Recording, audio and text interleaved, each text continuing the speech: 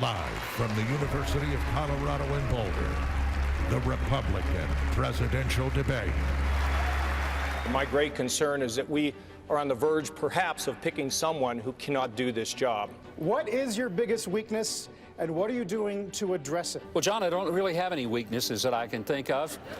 I trust people too much. Not really seeing myself in that position until hundreds of thousands of people begin to tell me that I needed to do it. Well, gee, after the last debate, I was told that I didn't smile enough.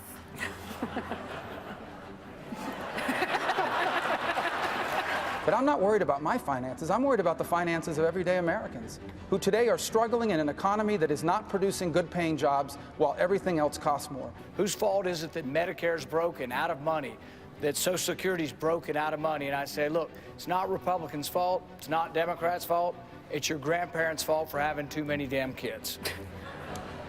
Tell me what's different between the government and Bernie Madoff, who sits in prison today for doing less than what the government has done to the people on Social Security and Medicare in this country. Let's tell people the truth. For once, let's do that and stop trying to give them some kind of fantasy that's never going to come true. When you signed up for this was a 6-year term, and you should be showing up to work. I mean, literally, the Senate, what is it, like a French work week? You get like 3 days where you have to show up? I don't remember you ever complaining about John McCain's vote record. The only reason why you're doing it now is because we're running for the same position, and someone has convinced you that attacking me is going to help you. Well, Here's the bottom line. My campaign. Would you feel more comfortable if your employees brought guns to work?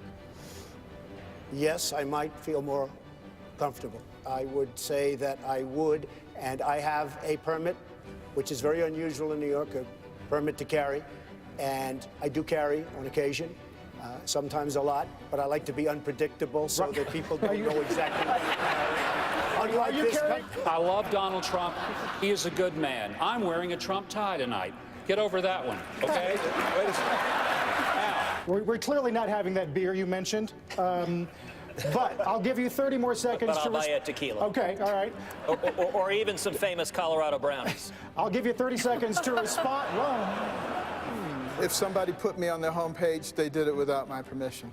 Does that not speak to your vetting process or judgment in any way? No, it speaks to the fact that I don't know that it's going on. We have $19 trillion in debt. We have people out of work. We have ISIS and Al-Qaeda attacking us. And we're talking about fantasy football? Can we stop? I'm the only one on this stage that has a plan that would create jobs, cut taxes, balance the budget, and can get it done because I'm realistic. You just don't make promises like this. Why don't we just give a chicken in every pot? You find a Democrat that's for cutting taxes, cutting spending $10, I'll give them a warm kiss. I do not want to walk my 5 grandkids through the charred remains of a once great country called America and say, here you go, $20 trillion of debt. Good luck making something out of this mess. I want a government so small I can barely see it. I want a government so small that the individual has a chance to thrive and prosper. I may not be your dream candidate just yet, but I can assure you I'm Hillary Clinton's worst nightmare.